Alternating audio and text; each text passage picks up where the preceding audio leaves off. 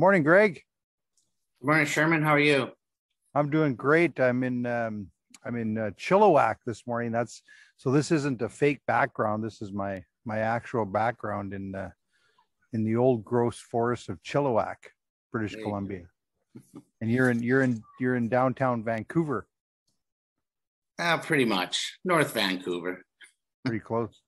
Well, thanks so much, Greg, for taking a few minutes out of your day to update us on some of the exciting things that are going on with Search Minerals, and also to discuss just in overview, the importance of rare earths. I'm here with Greg Andrews. He's the Chief Executive Officer of Search Minerals. Search is a very interesting story, based here in Canada, Newfoundland, Labrador. Very advanced projects in the rare earth space. Greg has also become really an expert in the rare earth. Wanted to take a few minutes of Greg's time this morning to talk about a couple things. One is his recent trip into Newfoundland, Labrador, where he was meeting with federal MP Yvonne Jones and provincial representatives Lisa Dempster, in his ongoing efforts to bring awareness to Search Minerals assets, which are in a fantastic jurisdiction and in a sector that we really think is exciting, which is rare earths.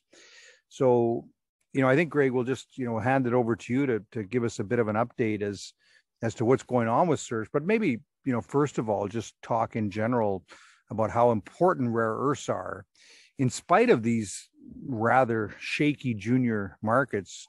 We're informing investors and making them aware that rare earths are a really important part of the overall electrification of the world.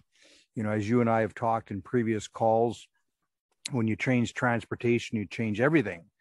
And I don't think investors are fully tuned in with how important, rare earths are to their overall growth of electrification.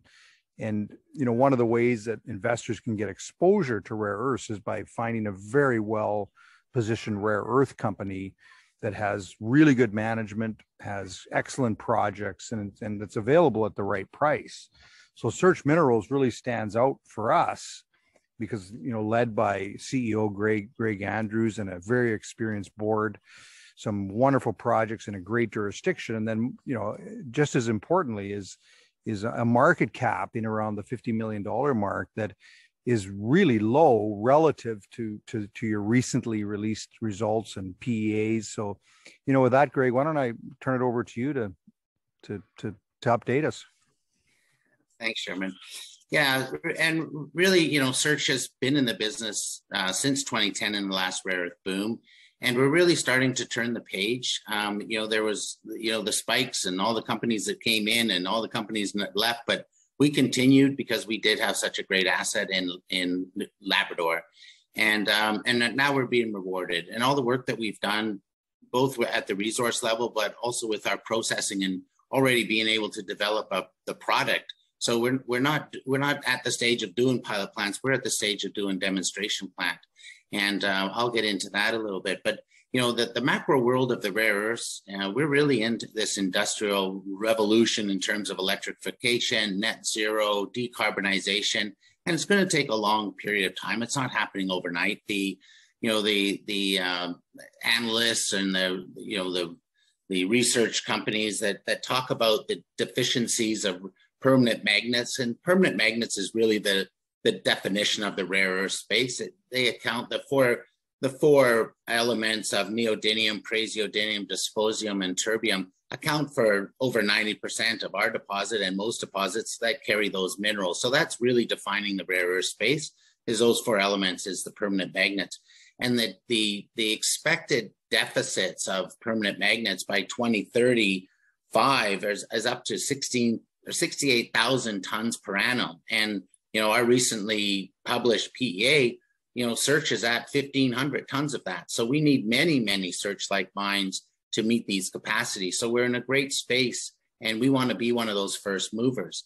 When we look at one thing that we talk about in the supply chain of the EVs, there's really two distinct supply chains that that are there. Everybody understands the battery supply chain of what goes into making the battery, the lithium, the cobalt, the nickel, the iron, the manganese, all those.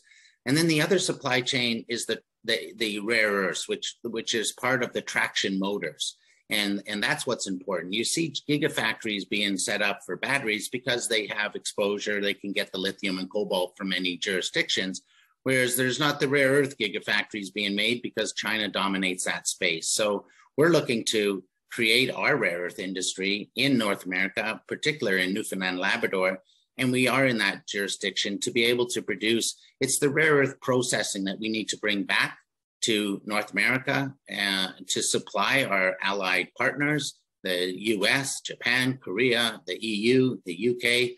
They're all looking for this secure supply of rare earths as a raw material. And that's what Search Minerals is looking to contribute to this supply chain that is new and being really exposed with the supply chain issues being led by even the semiconductors. Or, you know, you can see what COVID has happened, but really it really tests the one supplier, one supply chain, and the problems that causes with that as the OEMs, for example, in the EV market are starting to go into the EV business, which is a new business for them. Yeah, those are all really good points. I mean, you know, overall, we're really starting to see a theme. You know, it's really, I think Robert Friedland said it best. It's you know, the revenge of the old economy. You know, we're starting to see investors look for opportunities in real assets. And you know, just as a, you know, I'm not sure what you're hearing out on the street, but I was talking to one of the lead guys at CIBC, Wood Gundy, and you know how the investment bankers now are, you know, a lot of the institutional accounts, I should say, are sitting on a lot of cash and looking to deploy that. And I think, you know, finding opportunities to invest in the rare earth space is going to be a significant opportunity for investors. You know, to really be able to take a position in a company that's got access to real assets in the rare earth space. And that's exactly right. And, you know, those are sort of some of the things that have really turned the market. And really it started in February 2021 with sort of the US initiatives and the OEMs initiatives and building gigafactories everywhere, that investors, you know, started to think, you know, if I need to get exposed into this EV revolution that's taking place, how would I go about that? And there's many options of going about that, from lithium companies to rare earth companies to automotive companies, on it goes. So that's what's led to the ability for Search to be able to raise the funds that we've done in 2021 and 2022 so that we can continue to advance our project.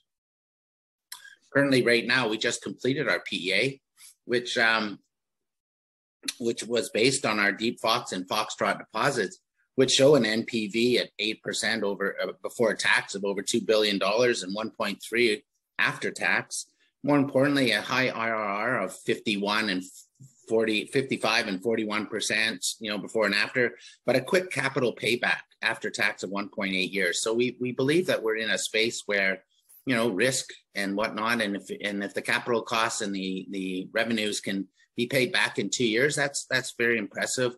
And, you know, this is a 26-year project life. So we believe those are all parameters that could entice the investors, you know, with a initial capital cost of $422 million. So we believe that's all financeable. We believe it has the quick payout.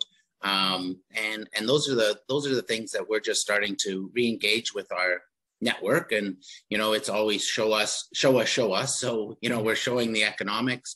We're continuing to work on our processing. We did a 70-ton bulk sample that we ran through our new grinding and magnetic circuit to produce 20 tons of material, rare earth material, 3 to 4%, that we'll be looking to run through our direct extraction program that we're working with the, you know, some federal government funding programs to hopefully get that funded through that. So, you know, a lot of things moving forward, because our goal is to have a feasibility study out by the end of 2023. So very aggressive. Right now, we're updating our resource with a 10,000 meter drill program and some geotechnical work. We're starting our environmental. We've been working on our environmental baseline, but our next steps there is, now that the PEA is really the catalyst, that we can start to put our project description together to be in front of the government and the environmental process for our Deep Fox project. So lots of work going on for us to continue to advance so that we can meet our goals, which are, get that feasibility study done and hopefully be in production, late 2025, early 2026. Well, what a great update. I'm here with Greg Anders as Chief Executive Officer of Search Minerals. And, Greg, I can tell you this just by, being around these markets for, just like you for, 25 years plus. I mean, we're seeing opportunities in all sectors, and it's not just rare earths. I mean, even in the much larger, maybe better, not say maybe better understood and much larger copper market. We're seeing junior copper companies trading at on sale prices. We're seeing nickel companies at sale prices. I mean, not to mention, the vast silver and gold sector. So it's not overly surprising to us, in the month of August with what we've seen over the last, year with the junior markets, that we continue to tell investors, you need to look at some of these really good quality stories. It's a great time to be buying, companies like Search Minerals when they're on, obviously, like we've talked about in previous calls, like walking into a grocery store and everything's on sale. So, just really want to thank you for your time, for the update. And I don't know if you had any closing comments for us this morning, but what a great update. No, that's pretty good, Sherman. That's it gets everybody. We encourage everybody to go to CDAR website and read the PEA that was just published, the details of it, and really understand what how our circuit of the primary processing in Labrador and the chemical processing in Newfoundland, and how it all ties out to have a rare earth industry that we can create in Canada, in Newfoundland, Labrador. That's our goal.